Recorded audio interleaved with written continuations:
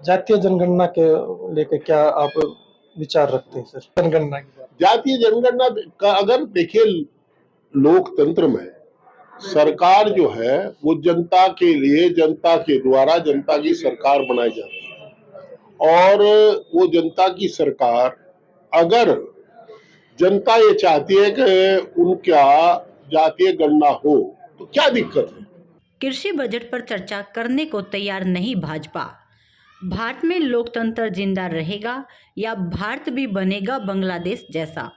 मुजफ्फरनगर से समाजवादी पार्टी के सांसद हरिंदर मलिक ने कहा कि लोकसभा सदन में भाजपा विपक्ष को बोलने का मौका नहीं देती, किसानों के हितों को लेकर चर्चा करने को तैयार नहीं है। भाजपा कृषि बजट पर चर्चा करने से बच रही है। उन्होंने कहा कि 2027 में उत्तर प्रदेश में विधानसभा चुनाव होने हैं। उत्तर प्रदेश में समाजवादी पार्टी की सरकार बनने जा रही है। हम पूर्ण बहुमत से यूपी में सरकार बनाएंगे। वह मोर चौक स्थित गुहाना तहसील के गांव आहुलाना बहरा के प्रधान मलिकराज मलिक के निवास पर पहुंचे थे। मलिकराज मलिक के भतीजे अमित की शादी थी। उन्होंने शादी के अगले दिन आशीर्वाद दिया। सांसद हरिंदर मलिक ने पत्रकारों से बातचीत करते हुए कहा कि लोकतंत्र को खत्म करने की कोशिश की जा रही है। उन्होंने आरोप लगाया कि भाजपा ने लोकसभा चुनाव में लोकतंत्र का गला घोटने का काम किया है।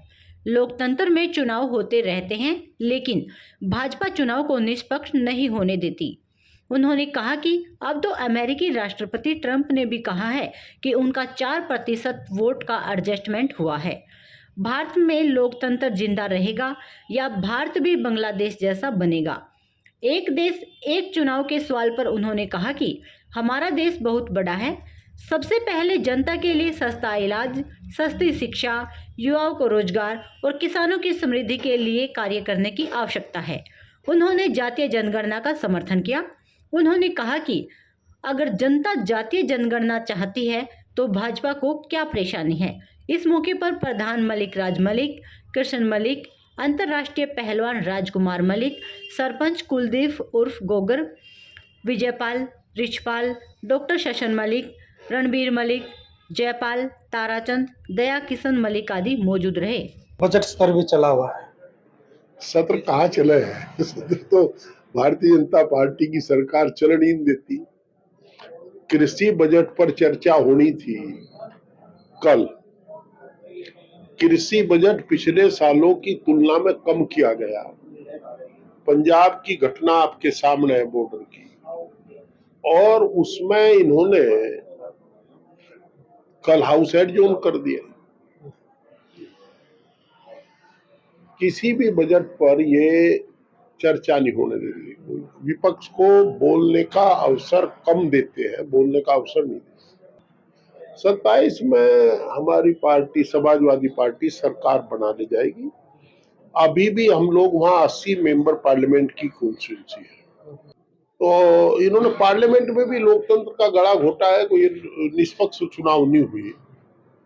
और अब तो शायद ट्रंप ने भी कहा कि 4% वोट का कुछ हुआ है इनका एडजस्टमेंट। भाई, सबसे बड़ी बात तो ये है कि लोकतंत्र जिंदा रहेगा या हिंदुस्तान भी बांग्लादेश बनेगा। एक देश एक चुनाव की बातचीत चली हुई है। यार, ये देश बहुत बड़ा है। ये बिना मतलब इन पर देखो, हम लोगों के इनके मुद्दे अलग अलग। हम चाहते हैं नौजवान को रोजगार मिले, सस्ती शिक्षा हो, सस्ती सिंचाई हो, सस्ती दवाई हो, और किसान को लाभकारी मूल्य मिले, व्यापारी की सुरक्षा की गारंटी हो, कामगार को काम की गारंटी हो। हमारे तो मुद्दे ये हैं। जातीय जनगणना के लेके क्या आप विचार रखते हैं सर? होनी चाहिए कि नहीं? जातीय क्या है? तो मलिक होगा, चौधरी, तुम आया इतनी दूर से, जाति को सभी मानना है? मैं तुम जानू हूँ कि जातीय जनगणना की बात। जातीय जनगणना का अगर देखिए, लोकतंत्र में सरकार जो है वो जनता के लिए, जनता के द्वारा जनता की सरकार बनाई जाती है। और वो जनता की सरकार, अगर जनता ये चाहती है कि उनका जातीय गणना हो तो क्या दिक्कत है?